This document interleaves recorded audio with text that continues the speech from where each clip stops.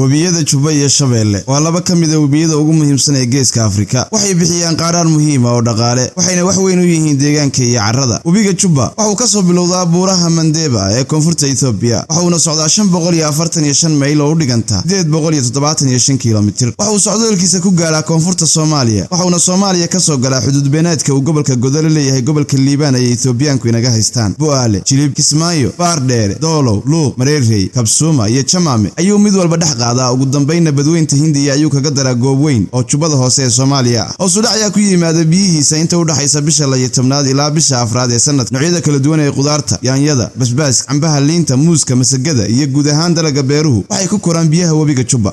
Waxa uu ka taraa beeraha, shaqo abuurka, kalluunka, waana ilbiyood mararka qaarna xoolaha iyo dadkaba ay ka cabaan. Shabeelle, webiga Shabeelle waa webi ku yaala bariga Afrika. Waxa uu ka soo kicimaa buuraha sare ee Ethiopia. Waxa uu u soo qulqulaa dhinaca koonfur bari isagoo sii mara dhul siman oo qallalan oo lagu magacaabo Ogaadeniya. Shabeelle waxa uu Ogaadeniya kaga soo baxaa xadbeeneedka Heeraan iyo gobolka Shabeelle meel u dhow magaalada Feerfeer. Webiga Shabeelle waxa uu soo galaa Soomaaliya isagoo ku soo beegma waqooyiga magaalada Beledweyne. Waxa uu sii socdaa dhinaca koonfureed ilaa uu ka gaaro magaalada Balcad oo qiyaastii 32 kiiloomitir u jirta badweynta Hindiya. Halkaas oo uga leexda dhinaca koonfur galbeed. Beledweyne, Bulaburde, Jowhar, Balcad, Afgooye iyo Channel ayaa u dhaxmara. Xilliyada roobka badan ka da'ay Ethiopia, webiga Shabeelle waxa uu biyaha ku daraa webiga Juba. Sanadaha abaarta ama roob yaridana biyaha webiga Shabeelle waxay ku dhamaadaan sabo iyo carro ciida. Webiga Shabeelle waxa uu dherer ahaan gaaraa 1130 mayl oo u dhiganta 1820 kiiloomitir. Waxa uu ku dhamaadaa meesha la yiraahdo Dhaytubaaka oo u dhaxaysa Jilib iyo Shalambood. Dhulka uu webigu dhaxmaro waxa degan Soomaali, Bantu iyo Oromo. Beeraha, kalluumaysiga iyo helida biyaha ayuu wax weyn ka taray.